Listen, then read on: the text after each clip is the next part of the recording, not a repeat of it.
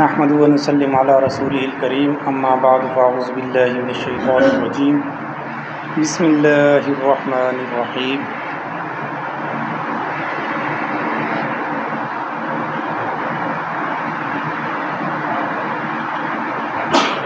زعم الذین کفروا ان لن یبعثوا قل بلی وربی لتبعثن ثم لتنبؤن بما عملتم وذلک علی اللہ یسیر۔ صدق اللہ العظیم۔ آج جو ہم عقیدہ پڑھیں گے وہ عقیدہ نمبر 82 ہے۔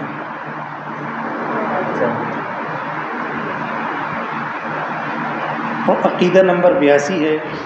وہ عقیدہ نمبر 82 بعث بعد الموت، یعنی موت کے بعد دوبارہ زندہ ہونا، یہ برحق ہے۔ یہ عقیدہ نمبر 82 ہے۔ یہ اس لیے ضروری ہے کہ اللہ تبارک و تعالیٰ نے انسان کو دو چیزوں سے مرکب کیا ہے، ایک جسم ہے اور ایک اس کی روح ہے۔ انسان جسم کے لیے کپڑے کا انتظام کرتا ہے، کھانے پینے کا انتظام کرتا ہے، رہائش کا انتظام کرتا ہے، اس کے لیے گرمی سردی کا انتظام کرتا ہے، اس کی عیش و عشرت کے لیے، آسائش کے لیے مختلف قسم کے تکلفات اٹھاتا ہے۔ لیکن جو روح ہے اس کو انسان جو ہے لاپرواہی میں رکھتا ہے اور اس کے جو ضروریات ہیں اس کی پوری نہیں کرتا۔ حالانکہ جسم جو ہے یہ ختم ہو جاتا ہے، جسم میت کہلاتا ہے، مردہ کہلاتا ہے، لاش کہلاتا ہے، مرحوم کہلاتا ہے، جبکہ روح کے بارے میں یہ الفاظ نہیں کہے جاتے۔ روح ہمیشہ قائم ہی رہتی ہے، اور یہ خلود جو ہے، ہمیشگی جو ہے، یہ اللہ تبارک و تعالیٰ نے انسان کے لیے خاص رکھی ہے کہ انسان نے ہمیشہ رہنا ہے، اور انسان کے علاوہ کوئی مخلوق ایسی نہیں ہے جو ہمیشہ ہمیشہ رہے گی۔ تو اسی وجہ سے روح کا بھی ساتھ ساتھ جس طرح انسان اپنے جسم کی ضروریات کا خیال رکھتا ہے تو روح کی ضروریات کا بھی خیال رکھے۔ اور روح جو ہے یہ اللہ تبارک و تعالیٰ کی طرف سے ہر انسان کو ایک امانت کے طور پر دی گئی۔ تو جس طرح امانت کی حفاظت کی جاتی ہے اور بعین ہی اسی طرح جس طرح امانت کوئی آدمی دیتا ہے تو اسی طرح امانت داری کے ساتھ امانت کو اس کے حوالے کی جاتی ہے۔ تو اللہ تبارک و تعالیٰ نے ہمیں جو امانت دی ہے، تو اللہ تبارک و تعالیٰ نے ہمیں جو روح عطا فرمائی ہے، یہ تو انتہائی پاکیزہ تھی، یہ تو بالکل صاف ستھری تھی، گناہوں سے پاک تھی۔ ہم نے خود اپنے اعمال کی وجہ سے، اپنے گناہوں کی وجہ سے اس کو لت پت کر دی۔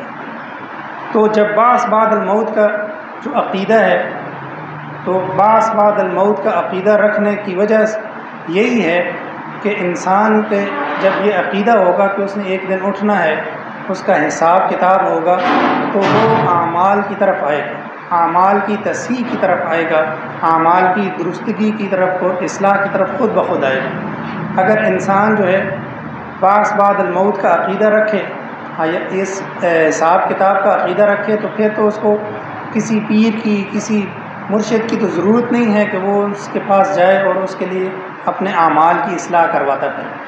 تو جب انسان کا عقیدہ جتنا مضبوط ہوگا تو اس کی وجہ سے انسان کے اعمال اتنے مضبوط ہیں۔ اب ایک آدمی کو پتہ ہے کہ میں نے دوبارہ اٹھنا ہے اور اللہ تبارک و تعالیٰ کو حساب دینا ہے، تو وہ کبھی بھی کسی کی زمین غصب نہیں کرے گا، کبھی بھی کسی کا حق نہیں مارے گا۔ اسی طرح اگر کسی کو پتہ ہے کہ مجھے جو ہے مرنے کے بعد پھر یہ فلاں فلاں عذاب ہوں گے، تو وہ کبھی بھی نماز میں کوتاہی نہیں کرے گا، روزے میں کوتاہی نہیں کرے گا۔ تو اعمال جو ہے انسان کے بعث بعد الموت کے عقیدے کی وجہ سے انتہائی بہتر ہو جاتے ہیں، پختہ ہو جاتے ہیں، اچھے ہو جاتے ہیں۔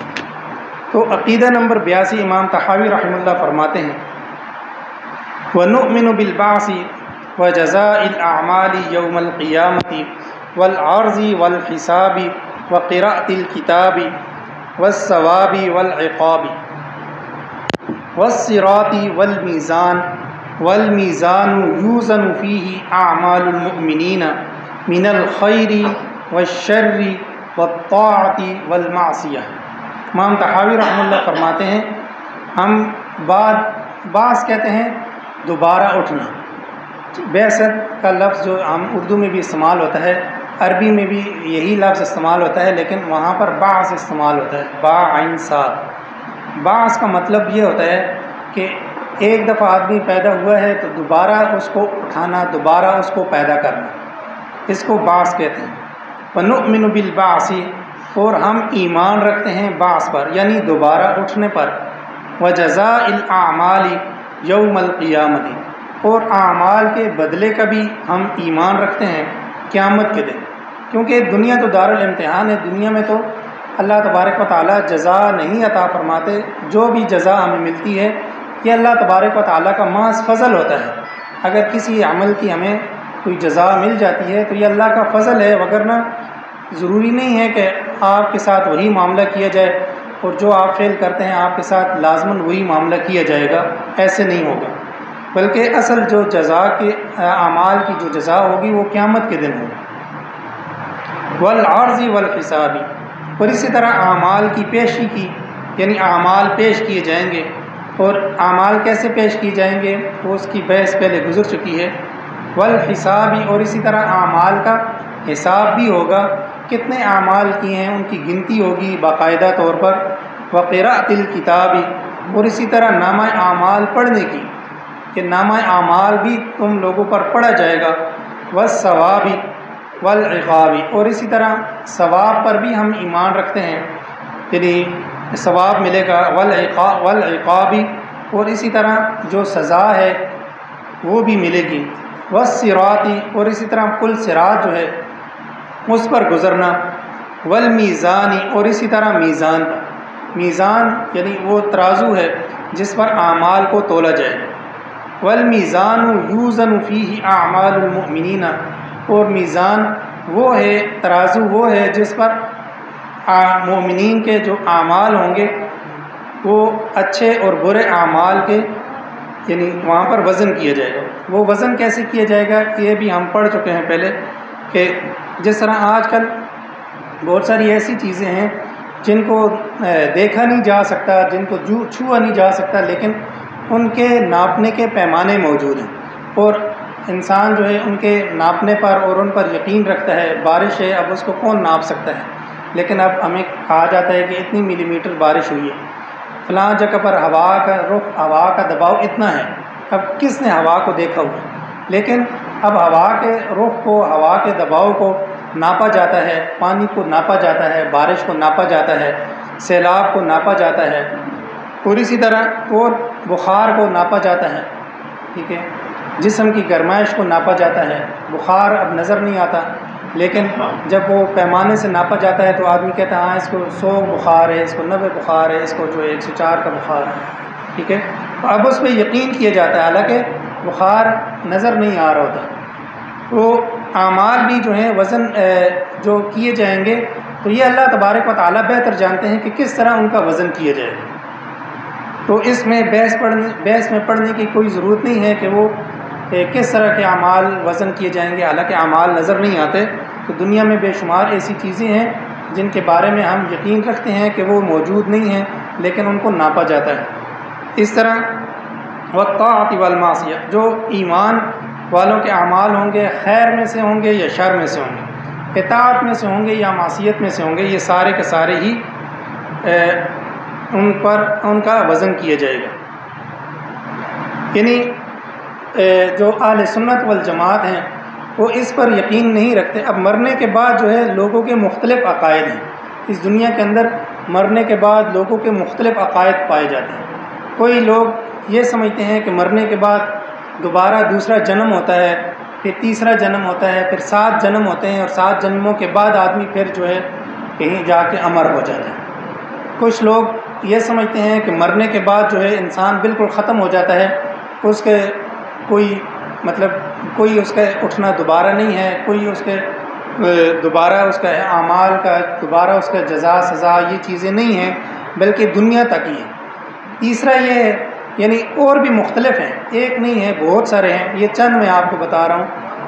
اس طرح کے بھی لوگ عقیدہ رکھتے ہیں کہ جب تک آپ اپنے اعمال کی وجہ سے صحیح طور پر جنتی نہیں بنتے تب تک آپ کی پیدائش اس دنیا کے اندر بار بار ہوتی رہتی.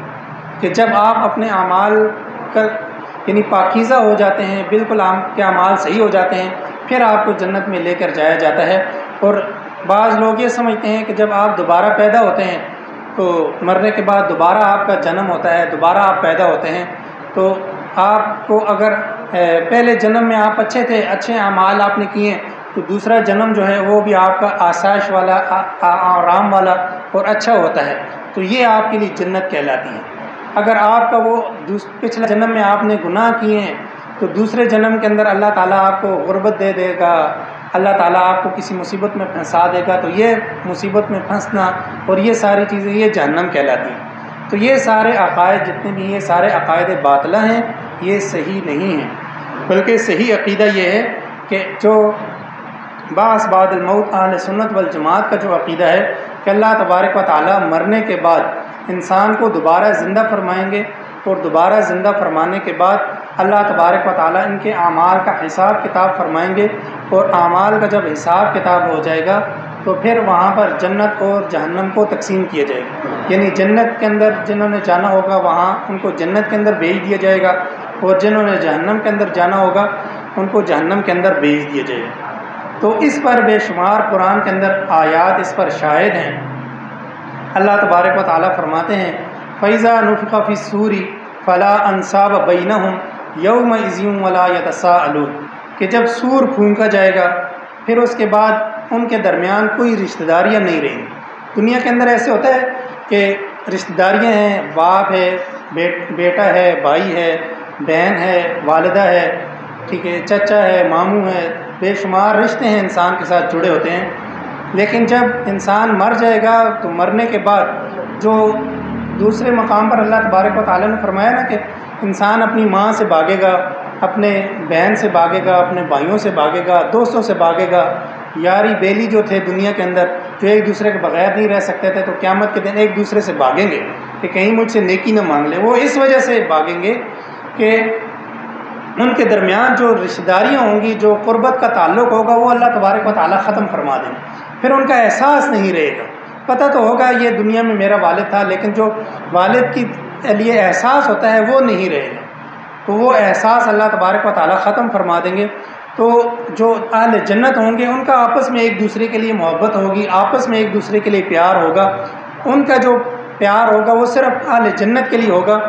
اگر کسی جنتی کا والد جہنم میں ہے، کسی جنتی کا والد جہنم میں ہے، تو اس کے دل کے اندر وہ بیٹے کے لیے یا باپ کے لیے یا ماں کے لیے وہ احساس نہیں ہوگا کہ یہ جہنم کے اندر کیوں ہے۔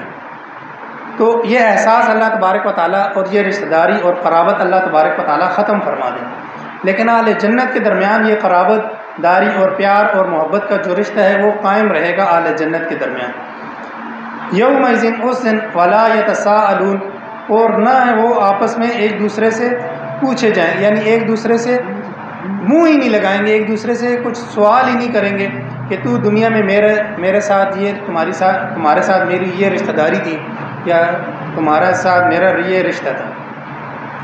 انسان کو اچھے اور برے اعمال کا بدلہ دیا جائے گا۔ اللہ تبارک و تعالیٰ فرماتے ہیں وَاتَّقُوا يَوْمًا تُرْجَعُونَ فِيهِ إِلَى اللَّهِ اس دن سے ڈرو جس دن تم اللہ کی طرف لوٹائے جاؤ گے، ثُمَّ تُوَفَّى كُلُّ نَفْسٍ مَا كَسَبَتْ وَهُمْ لَا يُظْلَمُونَ پھر تمہیں یعنی ہر آدمی کو پورا بدلہ دیا جائے گا جو کچھ بھی اس نے کمایا، ماں کسبت جو کچھ بھی اس نے کمایا۔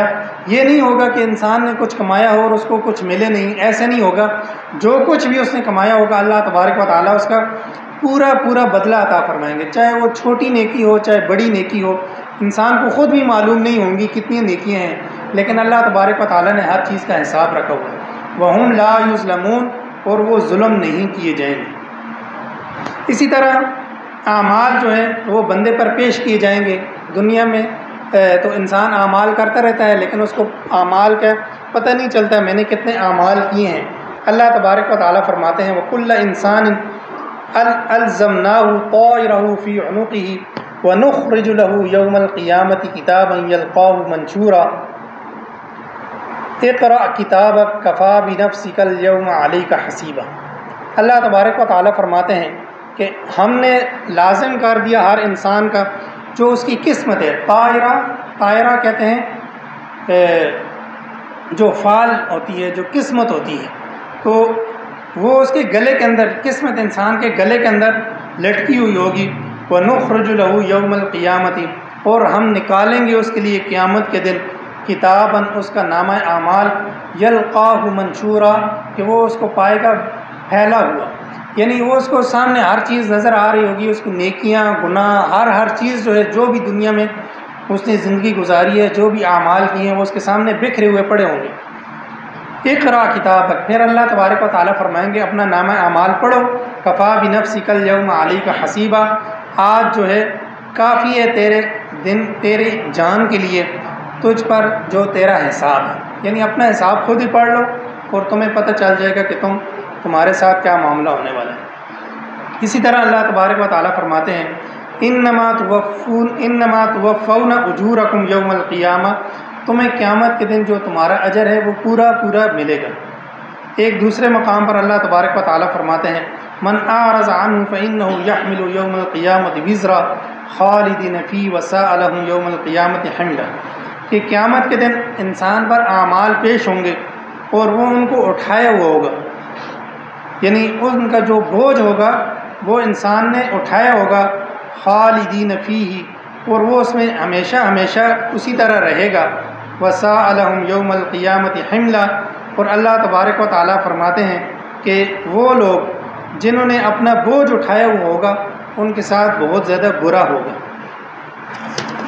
اسی طرح اللہ تبارک و تعالیٰ فرماتے ہیں وَإِن مِّنكُمْ إِلَّا وَارِدُهَا كَانَ عَلَىٰ رَبِّكَ حَتْمًا مَّقْضِيًّا ثُمَّ نُنَجِّي الَّذِينَ اتَّقَوْا وَنَذَرُ الظَّالِمِينَ فِيهَا جِثِيًّا، کہ تم میں سے ایسے لوگ ہوں گے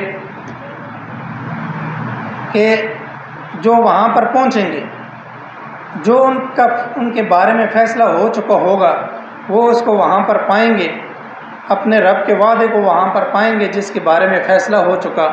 ثم ننجی الذین اتقوا، اللہ تبارک و تعالیٰ پھر متقی لوگوں کو بچا لیں گے، ان کو نجات عطا فرمائیں گے۔ ونذر الظالمین فیہا جثیا، اور ہم چھوڑ دیں گے ان لوگوں کو جو گنہگار ہوں گے اس کے اندر، کہ جس کے اندر وہ اندھے بن کر گھوم رہے تھے۔ بندوں کے جو اعمال کا جو وزن ہوگا، جس طرح میں نے بتایا کہ وہ کس طرح وزن حساب اس کا کیسے ہوگا، کیسے تولے جائیں گے، وہ اللہ ہی بہتر جانتے ہیں، لیکن اللہ تبارک و تعالیٰ اس کے بارے میں فرماتے ہیں وَنَضَعُ الْمَوَازِينَ الْقِسْطَ، اور ہم رکھیں گے وزن کرنے کے آلات جو ہیں وہ رکھیں گے انصاف کے ساتھ قیامت کے دن۔ فَلَا تُظْلَمُ نَفْسٌ شَيْئًا، بس کوئی انسان بھی ذرا برابر بھی ظلم نہ کیا جائے گا۔ وَإِن كَانَ مِثْقَالَ حَبَّةٍ مِّنْ خَرْدَلٍ، اگر کسی نے ایک رائی کے دانے کے برابر بھی کوئی عمل کیا ہوگا تو اللہ تبارک و تعالیٰ فرماتے ہیں أَتَيْنَا بِهَا، ہم اس کو بھی لے آئیں گے۔ انسان کو خود بھی نہیں یاد ہوگی وہ نیکی، لیکن اللہ تبارک و تعالیٰ وہ نیکی بھی اس کی لائیں گے، کسی کے ساتھ بھی کوئی ظلم نہیں ہوگا۔ وَكَفَى بِنَا خَاسِبِينَ، اور اسی طرح اللہ تبارک و تعالیٰ فرماتے ہیں ہم حساب کرنے والے کافی ہیں۔ فَمَنْ ثَقُلَتْ مَوَازِينُهُ فَأُولَٰئِكَ هُمُ الْمُفْلِحُونَ، جن کے جو وزن ہیں وہ بھاری ہو جائیں گے، اللہ تبارک و تعالیٰ ان کو کامیابی عطا فرمائیں گے، یہی لوگ کامیاب ہو جائیں گے۔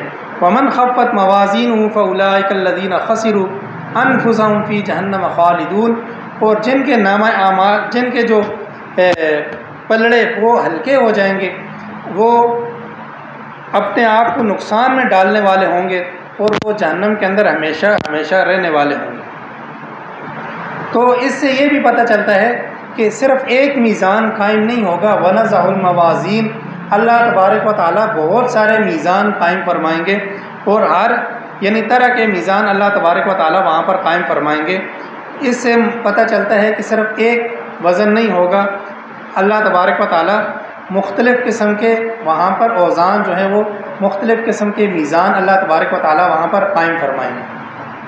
اسی طرح اللہ تبارک و تعالیٰ فرماتے ہیں وَضَرَبَ لَنَا مَثَلًا وَنَسِيَ خَلْقًا، اور مثال بیان کی ہمارے لیے اللہ تبارک و تعالیٰ نے وَنَسِيَ خَلْقًا، اور اپنی پیدائش کو وہ بھول گیا، انسان اپنی پیدائش کو بھول گیا۔ قال کہتا ہے من یحیی العظام، ان ہڈیوں کو کون زندہ کرے گا؟ وہ انسان جو یہ بات کرتا ہے تو وہ اپنی عقل کے مطابق کرتا ہے کہ یہ ہڈی ہے تو اس ہڈی پر اب کیسے گوشت چڑھ سکتا ہے، یہ کیسے ہو سکتا ہے۔ من یحیی العظام، کون زندہ کرے گا ان ہڈیوں کو، وہی رمیم، حالانکہ وہ بوسیدہ ہو چکی ہیں، وہ تو اب مٹی کے ساتھ مٹی ہو چکی ہیں۔ قل کہہ دیجئے یحییھا الذی انشأھا اول مرہ، ان کو وہ ذات پیدا کرے گی، ان کو وہ ذات زندہ کرے گی جس نے پہلی مرتبہ پیدا کی۔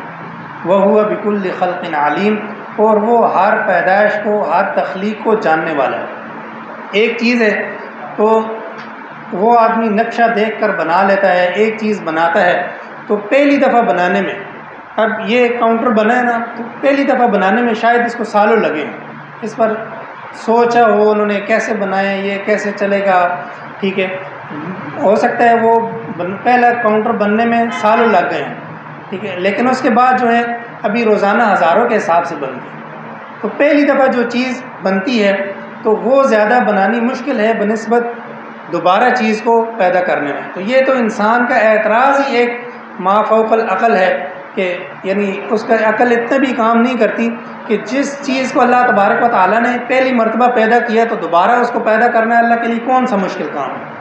تو پہلی مرتبہ اللہ تبارک و تعالیٰ نے پیدا کر دیا، اللہ تبارک و تعالیٰ کے لیے بغیر نقشے کے اور بغیر کسی خاکے کے اللہ تبارک و تعالیٰ نے ایک چیز کو پیدا کیا اور اللہ کے لیے کوئی مشکل نہیں تھا، تو پھر وہ کیسے انسان کہتا ہے کہ یہ اس چیز کو، اس ہڈی کو اللہ کیسے دوبارہ زندہ کرے گا؟ تو دوبارہ زندہ کرنا اللہ کے لیے کوئی مشکل نہیں۔